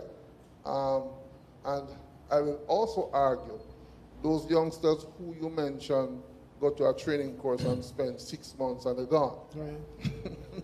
I think we have to figure out how that 6 months can actually also work for them as a function of getting them into the market, into the job with the market. Because the reality, that philosophy, that culture still exists. Nobody wants to necessarily spend 3-4 years doing a degree Yes. anymore, and this affects all institutions in Jamaica.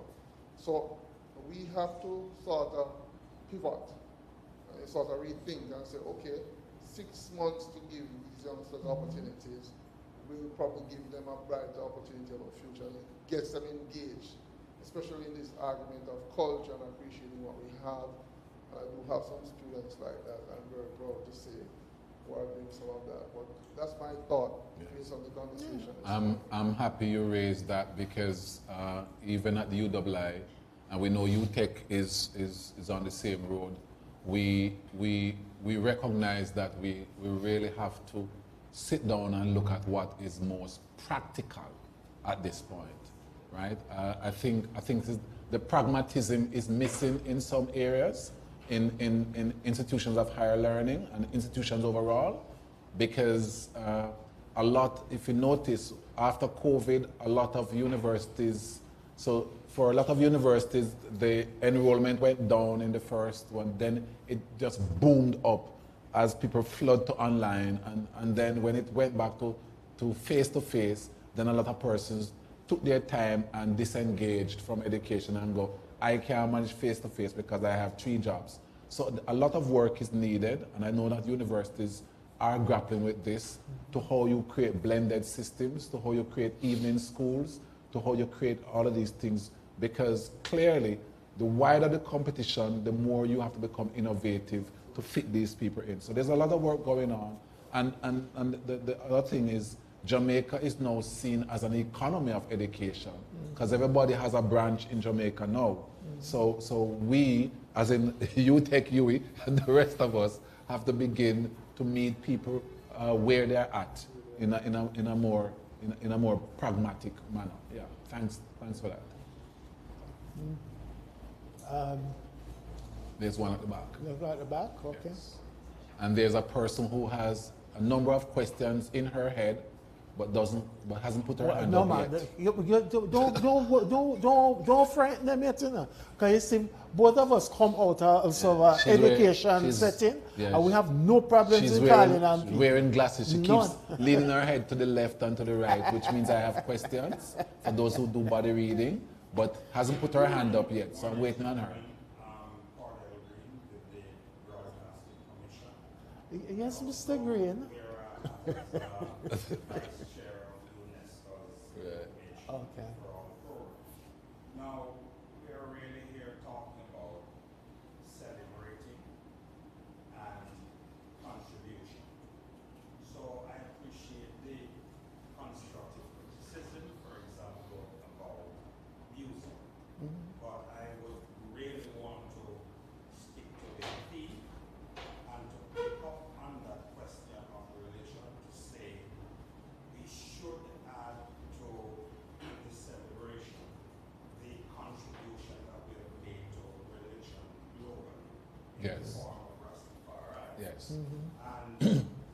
And I raise it because whereas we can all identify, everybody in the room will readily agree, if we raise Rastafari, the truth is, if we were to go across the country and engage on, well, who were some of the leaders who founded this global movement, then we get into a kind of discussion that would be restricted to elites. So we have some work to do. There is something that struck me some years ago, something that happened. Phenomenal in my view, but a missed opportunity in Jamaica as a collective. And it really goes to how we celebrate contribution. Unfortunately, too often it is limited to what is naturally spotlighted. So sport, for example, and entertainment are naturally spotlighted. You don't have to do a lot in addition to being good at what you do. As a matter of fact, you can actually not be very good, and you are highlighted by virtue of where, just the medium in which you're located. But here's the phenomenal thing. Some years ago, the Rhodes Scholarship, and we know its antecedents, that's not what I'm talking about. It signals, or should signal, outstanding contribution, cerebral contribution. And the Rhodes Scholarship had to celebrate its centenary. 100 years of significant contribution across the world. And they searched for 5 individuals who they could hold up to the world at the centenary and say, here is the embodiment of what a road is supposed to stand for. They had people like Bill Clinton, who was president of the United States, all kinds of people. And of the 5, one was the late Professor Rex Nettleford. That was nothing in Jamaica. I mean, it has happened, and we have moved on. There's a chap called Delroy Cowan who founded Coney Park in Jamaica. Many younger people won't remember him because they won't remember that we actually had a Coney Park in Jamaica. But Delroy Cowan actually invented mobile advertising in the world. The first of that, where you're driving a vehicle and you are advertising, that is now commonplace across the world. So we have some issues around the compendium of all the Jamaicans who have contributed. And to go back to Amina's point, that has to be mainstreamed in education, almost like a Celebrate Jamaica part of education. So Leonard Howell, who is he? I don't really care about Rastafari, just like I probably don't care about Christianity, but I know about Jesus. Leonard Howell, that is who we are going to connect with, Rastafari, and he's Jamaican. Marcus Garvey, we're going to connect. Delroy Cowan, I've never heard of that man. I don't know about Coney Park, but it's important to know that we are innovators. Rex Nettleford, not because he was just some dancer or former vice chancellor at University of the West Indies, but when the Rhodes Scholarship had to decide after 100 years, who do we hold up to the world? There was a Jamaican. So I just wanted to add that. Thank you very much. That is absolutely beautiful. And the matter of Rastafari is very deep, because when we spoke earlier about Marcus Garvey and his influence on Rastafari and so forth, I mean, we have time constraints, but it's of importance, and thanks for that, because when you go abroad, and I remember it's not so bad anymore, and I say bad because it used to be annoying. You would say to people that, I'm from Jamaica, so where your locks there? And people would actually make an attempt to speak in Jamaican language, where your locks there? Irie man. So Rastafari has been part of our global identity, and in fact part of our global culture marketing. Thank you. Well, Herbert, I can tell you honestly, as we go to the next speaker from the audience, like for me, nobody would ask me where my locks is, because my hair is in full retreat. Yes. Yeah, man. Good morning, everyone. My name is Christine Hendricks, and I'm from the Jamaica Council for Persons with Disabilities. As I look on the theme, celebrating the contributions of the Jamaican people to national development, the conversation would not be complete if I sit without indicating the contributions of persons with disabilities to our national development as we move towards a more inclusive society to make our Jamaica a better place. I think of persons such as Sarah Newland Martin, who was that sportswoman back in the day that really championed the cause, and the entire disability sector who propelled the government to national policy and to the Disabilities Act that we have today. Monica Bartley was part of that group of women too, and persons with disabilities, along with the Wilbert Williamses and the Derek Palmers and so on, who ensured that we have an act, not perfect, but we have a piece of legislation to help to protect the rights of persons with disabilities in Jamaica. We have, of course, from the music side, we have Fab Five, and we continue to do so very well with other Jamaicans who are either blind or visually impaired, who are excellent musicians. This morning, as Dr. Henry spoke, I saw sign language in the background, and I know it is not gone far, but it's emerging to ensure part of that inclusive culture that we are building, and ensuring that we leave no one behind. We have persons who are deaf who are part of our country, and they too need to be part of the conversation. Of course, we all know about Senator Floyd Morris, you know, and the work that he continues to do, our Paralympians and our Special Olympians. And so as we celebrate the contributions of our Jamaican people to national development, we must mention persons with disabilities. Thank you so much for that. Thank you so much for that. I know. He's just pass back the mic to Samantha for me, because I'm going to put her on the spot. Because there is a new, Herbert, an emerging, I call it industry in Jamaica, which has taken the market by storm. And that is youth, man. Don't hand off the mic to anybody now. This is the matter of the social media influencers. Right. And Samantha, I want to get your quick perspective, 30 seconds, as to how do you see from where you guys would have started to where you see the marketing has emerged thus far, or how you see it going as we go forward? Because clearly it's a growth industry that most people don't even speak about. So walk me through it quickly. Okay, so I believe through social media influencers, it basically it's a good way to push our culture. That's one. It shows how innovative our people are, because you know you have to.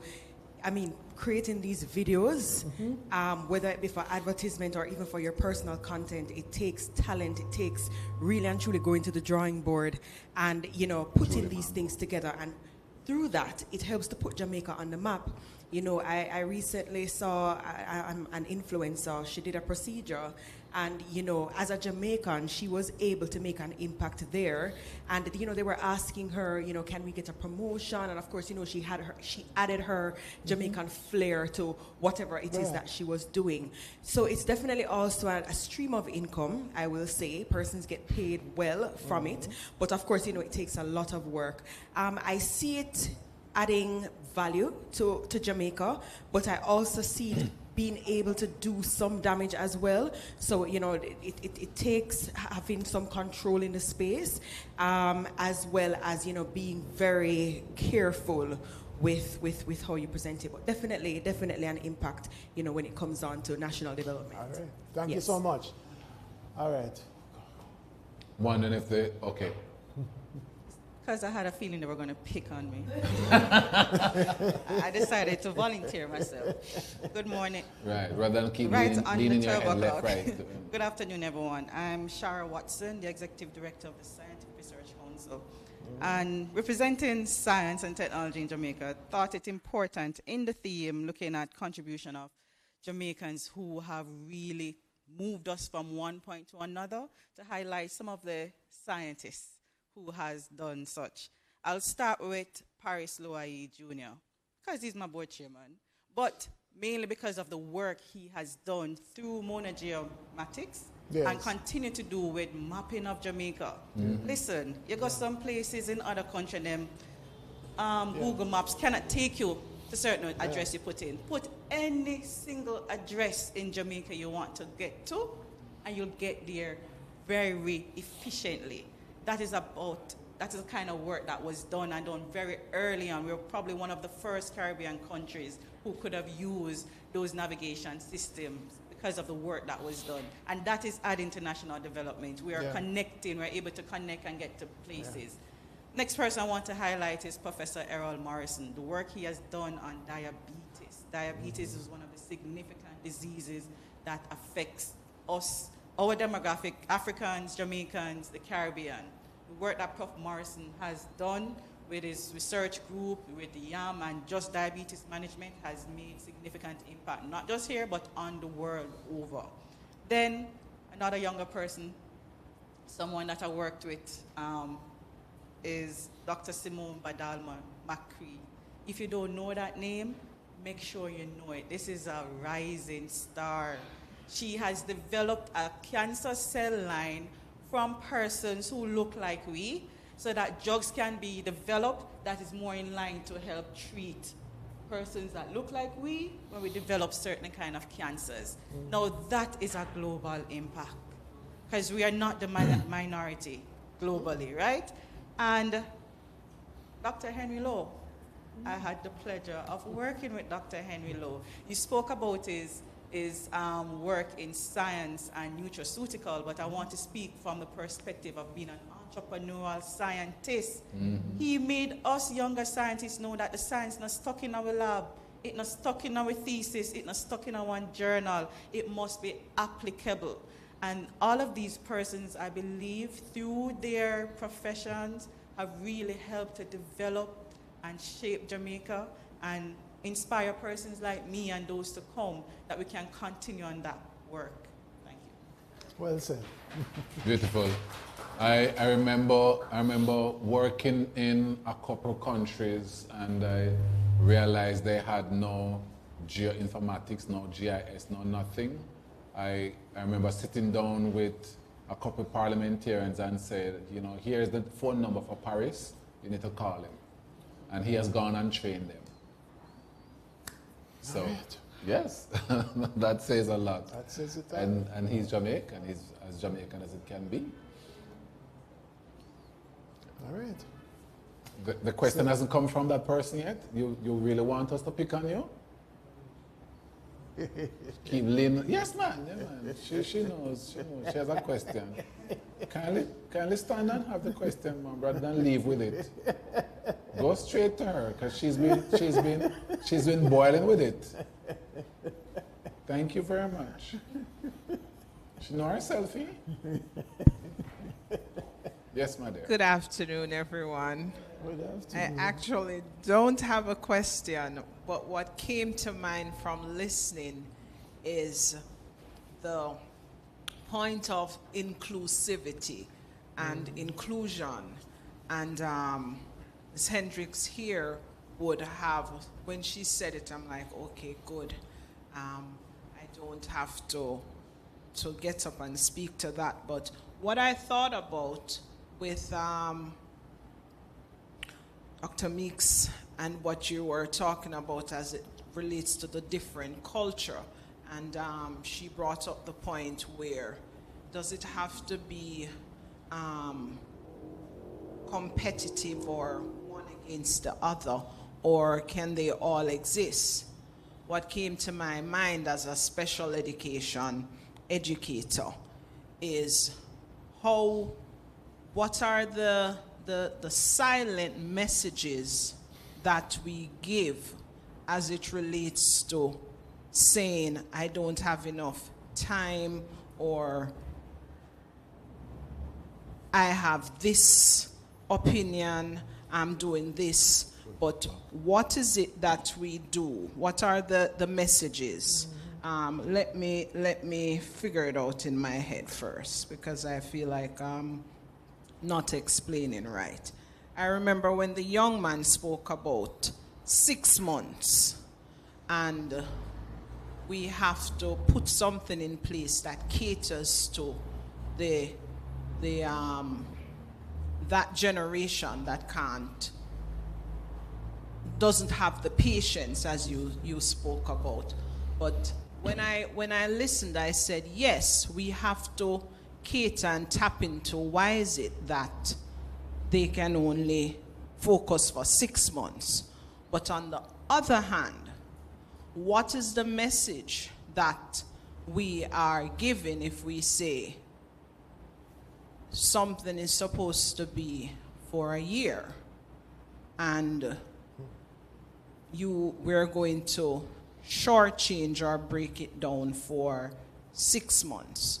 In certain things, I think we have to make sure the message is clear that you need the longevity, the long term, and not just, okay, 6 months, let me see how I can work it for you.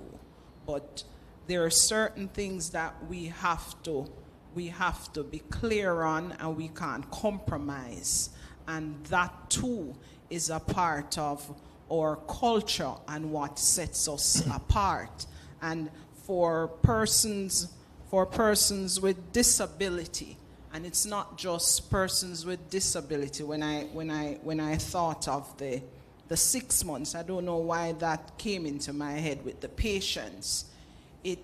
I thought about the message about as it relates to patients, the elderly, the person with disability, the person that is different. We have to, there is this message where we need to move. We need to move ahead. We need to move on. Oh, don't wait on her. Why is that person, you can't wait on the person to come through the door. They're moving too slow. So when Sir spoke about that is what came to my mind as it relates to us just looking at the silent messages when we're putting out there, when it comes to patience and taking the time to do things, to learn things. It's not that it has nothing to do with being practical or pragmatic, but that element of compassion that we need to look at as we look at where we're going, what we're doing, trying to be relevant, and all of that is important. But we have to also look at that message that we're putting across, and as it relates to compassion. What are we saying when we're pursuing certain things? That element of Thank you very much. Point very well taken. Herbert, as we bring this conversation to a close, the things that strike me, we need to learn balance in our country. Because I'm going to tell you something. You know, with the advent of the technology, and we have all sorts of things going on, one of the things that we need to recognize is that there has to be a balance with the use of technology and with what you call the traditional old school education. How many young people now can write a letter? Right? Because trust me, I've been in situations as people come out of university, PhD. I really have to ask a question or two. Because when they write the letter, you say no. So he's looking at me when he say out of university, this need a serious intervention. But the point is simply this. And on the other side of the coin, as we transition to the technology, please remember that you have elderly people who are not au fait with the technology. It can be all or nothing. It cannot be that you're saying to somebody, oh, everybody must go online for this. A lot of people in this country do not have effective access to the internet. One, or two, they don't understand how to use it. You understand? So there has to be balance in whatever we're doing. And those will be my parting words. Right. Let's work with balance. We're proud of what we have done so far. We can accomplish a whole lot more. We have the potential. But the fact of life is that let's move forward with what we call deliberate speed. Right. I will leave all policymakers and everybody, parents, everybody, with something that I had to create in 2008. Sat down with a couple parliamentarians in 5 countries, and they were just waxing beautifully at this conference how they're going to change their countries. And I asked them, have you considered the pool? And they all looked at me and I go, oh, it's just something I created. It's just possible outcomes that were unintended. Yeah. A pool. And the pun is important. I find quite often we come up with brilliant ideas, but we haven't looked at all the possibilities of the results that can come from that. And that's precisely why I sat there listening to them. I said, no, man, I need to give them something that they will stay in their head. So recently one of them called me, Herbs, we have a set of policies that want to look for the pool. And I sent them a whole list of all the things that could go wrong and so forth, which they've now put in place in their countries. But it is a note for us to say what good on. And it's the matter of, as we move forward in this country, let's not shut people down. I've found that we have a habit of closing doors to some people. We look at some people and we go, yeah. So I'll share with everybody something that happened to me at 12 years old. Yes, and I'm not one of those persons who have a hitch to say at 12 years old I was very much employed, right? And I was selling books at the time, and I went to deliver books to a woman, and I saw the woman at the front, sweeping up the front in really dirty clothes. There's no euphemism for it. Her clothes were dirty. And I said to her, I'm looking for Mrs. Curlew. So, I was in Savlamar. And she goes, she's inside. And then when I went inside, the people inside said, no, you just pass her at the front. And I went back to her. Of course, by this time, my head was like this because I had learned the lesson. And she said, obviously you learned. And I said, Mrs. Curlew, from this point onwards, I tell you straight up, I will never ever underestimate anybody. I've learned my lesson, Mom. And she says, you know what? I'm going to buy the entire stock because I need you to be okay, know that you learned the lesson. And it's something I find that, right, I was in another country. I had a whole research team with me, and I'm actually making sure you get this one if you've lost everything else. Dark, lanky, not even medium skin, dark skin, but I'm the lead of this massive team. And I have a lot of light-skinned people on the team. And you know what happened? The restaurant people took the bill to the people that I paid. Mm-hmm. Yeah. And I humbly said to them, yes, it's the dark-skinned one who is actually the boss this time. Next time, one of the light-skinned ones will be the boss. But I need us to leave here with this resolve that everybody you see, every single male, female, and whatever else God creates, everybody you see is a human being and has the capacity to make this country richer in spirit, in culture, and economically. Those are my messages as I close today. God bless you all. Take care of yourself. All right. Thank you to our handsome gentlemen. I stand corrected this time. So what a wonderful discussion. I don't know how I could just come in after such a discussion, but I will try this afternoon. So we thank you to our wonderful participants in our discussion today. It was a riveting one. I think it left us with a lot of thought-provoking questions coming from here today. Things that I must highlight, though, the food, the culture, the agriculture. We touched on it when he said, Dr. T.P. Lecky, I'm in love with cows. So I know very much about Dr. T.P. Lecky. And I'm sure one day when I have my cow pasture, I'll invite you guys up there to see all my breeds of cows in the future. Just wait on it. But it just highlights the resilience of us as Jamaican people and the passion. When Dr. Herbert Gale and Mr. Cox were talking about the passion of the people, how we don't just say things, we say things with our entire bodies and our entire beings. And that's who we are as Jamaican people. So as we progress, we know this is a Vision 2030 Jamaica event, and we're going to take time now to see a short video presentation on Vision 2030, and you can look to your screens for this presentation. Thank you.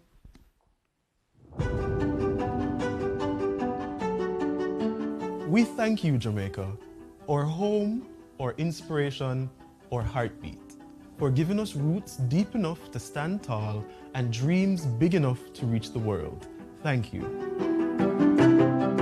Thanks to all who form part of Jamaica's productive sectors and through your efforts contribute to our national income. We thank all business people who through entrepreneurship have generated employment and promoted creativity and innovation.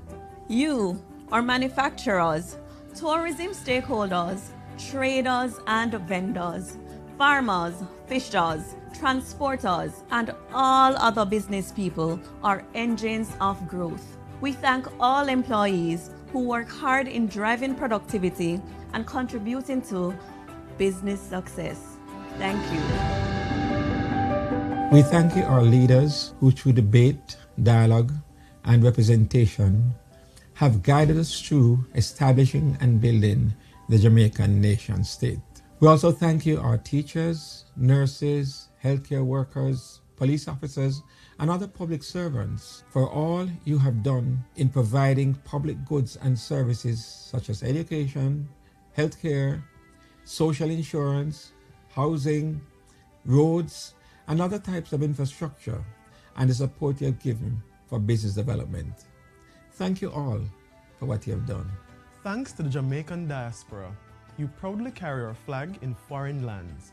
You spread our music, our food, our spirit, and are ambassadors of hard-working Jamaicans who excel across a range of fields.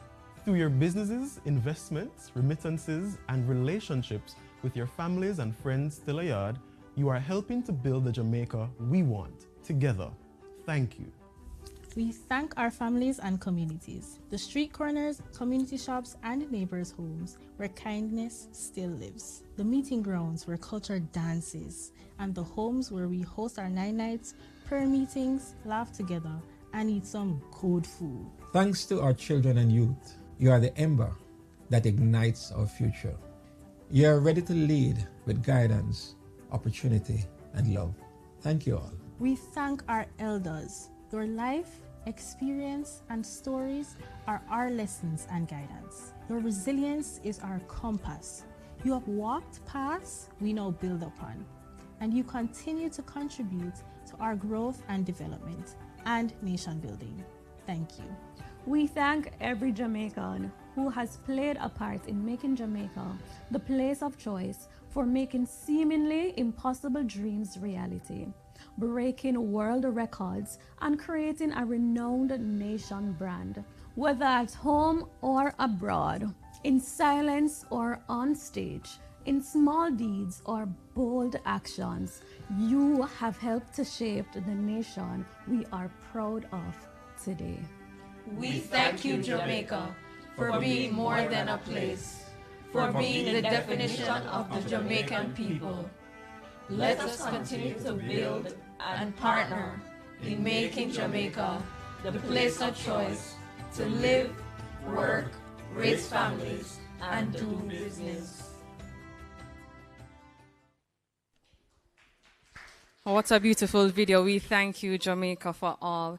And as we continue on this thanks to Jamaica, and as we reflect on the passion, the resilience, and pride that we as people have experienced, let us now invite Miss Safia Officer as she gives a rendition of a piece entitled Of Visions and Love, written by Desmond E. Dennis, which is a poetic piece put together specifically for the Vision 2030 Jamaica blog located on the Vision 2030 Jamaica website. Please join me in welcoming Miss Safia Officer. Give her a round of applause.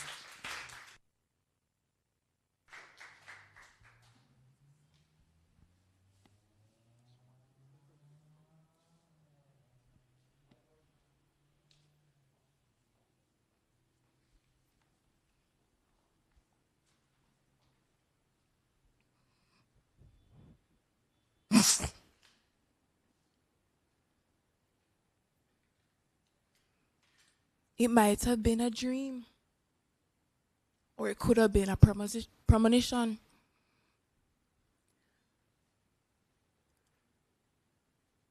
But I still see it, still see her, My love, Jamaica. I remember how warm I felt, taken in, taken aback, taken forward, made to search for her face. My love, Jamaica.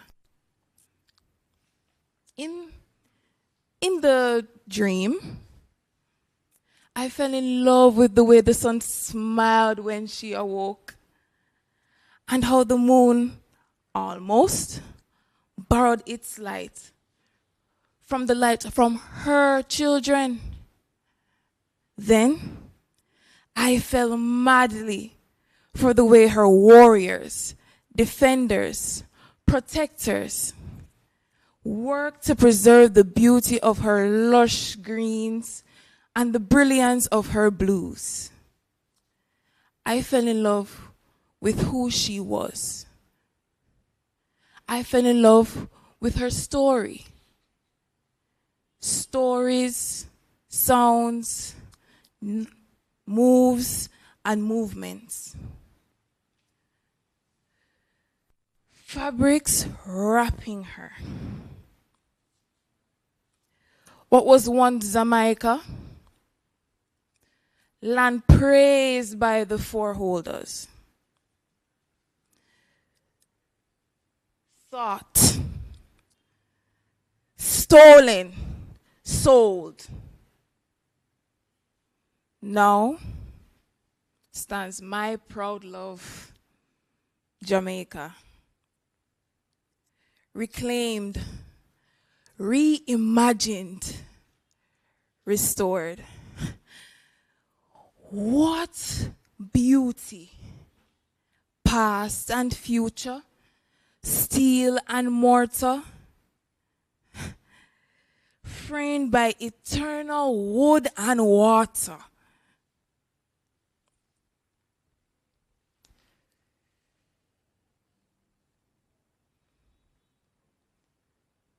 Her lasting treasures famously hidden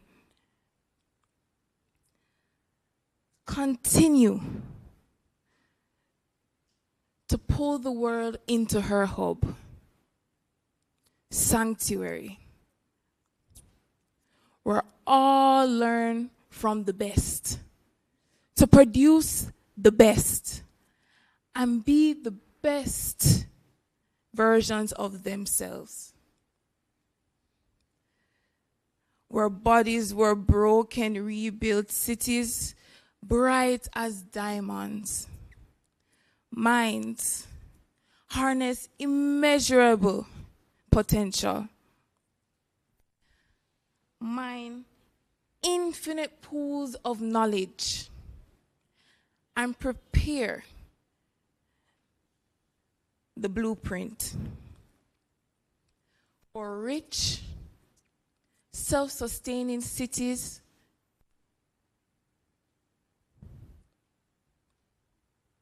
and balanced economic systems. All wealthy, all equal, all prosperous. Partnering to eliminate hunger and infighting, only going to war against violence and the exploitations of sweet love's sacred energy reserves. Her people, their talents, and their produce. I saw it. People protecting the fauna, the flora, the land, sustaining the people, divinely ordered.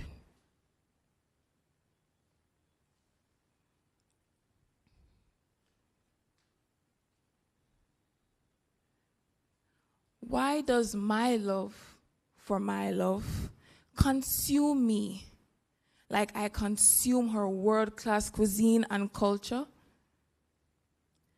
I've sat with this love for a while. I sit still.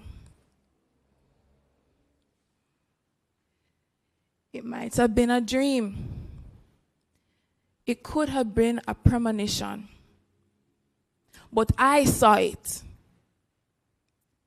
Still see her. The place of choice to live, work, raise families, and do business. My love, Jamaica.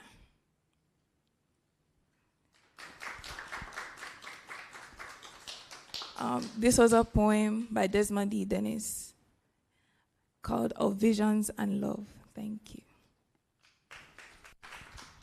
Thank you, thank you. My love, my Jamaica. So as we continue today, a day of love for Jamaica, I will now invite Mrs. Pisha Lee Bryan. She is the program director of the Vision 2030 Jamaica, and she will deliver to us her closing remarks, after which I will come back with some short announcements for us. Thank you.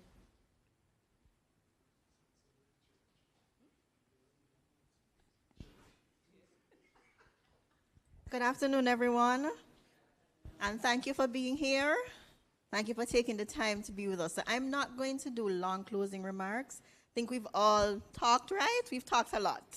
And so we're going to rush into the other parts of the day that should be a little bit more fun. But just to say, this initiative is very important. As we think about Jamaica, and the reason we talk about loving Jamaica, and I'm just reiterating it, is because we love Jamaica, but we want what's best for ourselves as Jamaicans and our country. But the only way we can do that is if we start to love Jamaica with purpose. And the whole idea of this series of Love Jamaica initiatives is to add that purpose. And when we think of long-term national development planning, I know we sometimes think of, well, Vision 2030 Jamaica is going to be up in 2030. But the whole idea of this initiative, too, it serves a dual purpose, is to have us to start think about what we can do, what capacity and resources we have for the way forward beyond 2030. So we'll be coming to some of you, and we mentioned this last time on February 14th, because we have commenced the comprehensive evaluation of Vision 2030 Jamaica, and it is to inform the way forward. And so I'm not going to repeat what anybody has said in my closing remarks, but simply to say what we gathered today and what we will gather as we come and speak to you is towards bringing Jamaica to the place of choice. And I know it's a place of choice for many of us, but we want to make it the place of choice. As I told kids once when they asked me what that means, I said, sometimes when you know somebody when they go foreign, but they're going on a visitor's visa, but them overstay, because they think that that place is made of milk and honey. I said, well, guess what? It's when we become the place of choice, people are going to come to Jamaica and overstay. Well, yes, Mr. Green, they do that. But we're going to be that country that people want to come. Not that I am encouraging illegal immigration, but just to say people want to. And I'm saying that because as we move forward today, let us take the lessons about the greatness that comes from Jamaica and about all that is good and rich in this culture that propels us, that drives us, that have Shelley at 38 still running, because the Jamaican spirit is one that what? You ever know a Jamaican who give up? So that's the point of this, that Jamaicans, we don't give up. And so my closing remarks is simply to say, we're not ever done with just a comma. Thank you very much.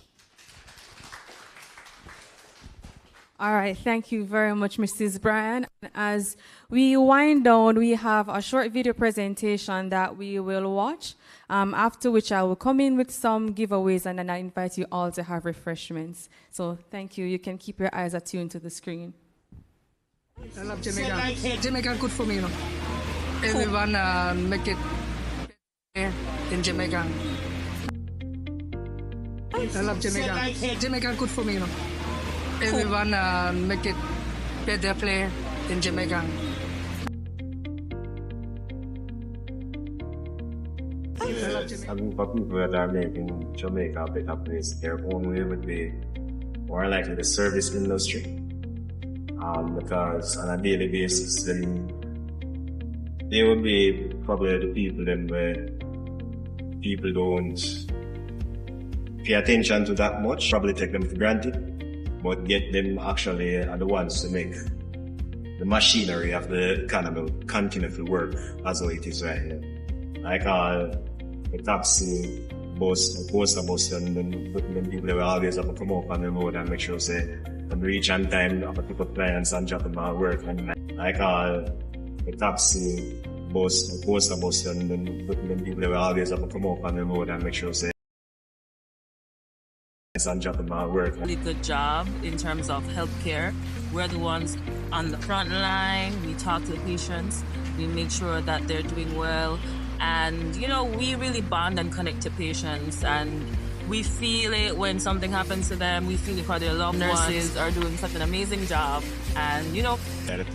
I'm Hans Beckford. I'm a physiologist.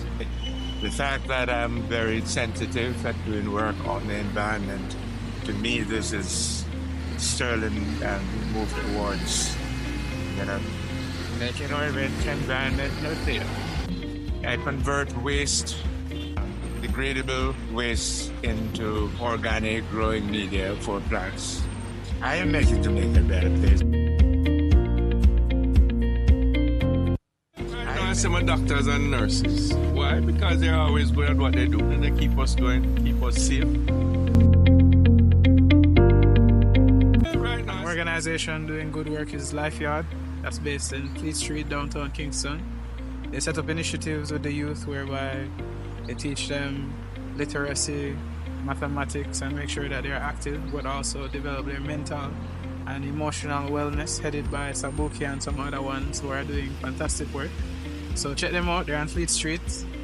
Support the cause, yeah. Moni McCarthy, paralegal, licensed international recruiter, and U.S. immigration consultant. At this time, I do think it's the lawyers. We are making peace. We're actually trying to make most of our cases, I would say, successful, and to make peace in our country amongst our nations.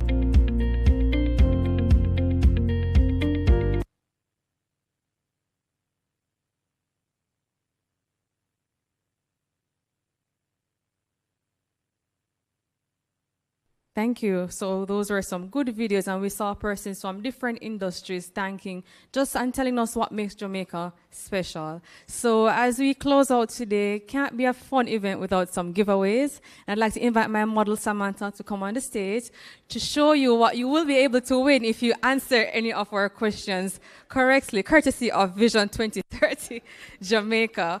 And so these are for both our persons online as well, or online viewers. We did not forget you. You can tune into the Vision 2030 Facebook or Instagram page, that is Vision 2030 JA.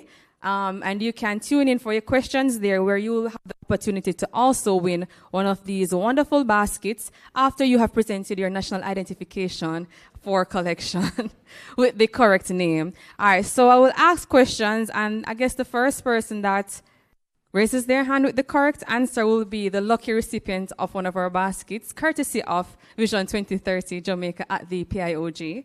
So my first question, and I'm going to ask a very easy question. A Jamaican scientist, and this is a true or false, so this is a very easy one. A Jamaican scientist helped to save the papaya industry.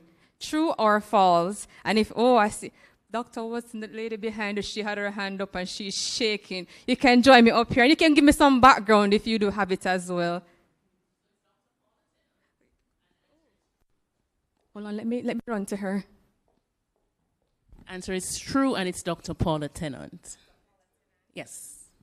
All right, so she is correct. Dr. Paula Tennant developed the genetically engineered solar sunrise papaya, which is resistant to the papaya ring spot virus, and her work saved Jamaica's papaya export industry from collapse in the 1990s and early 2000s. So you can come up, and so our wonderful model Samantha will present you with your basket today.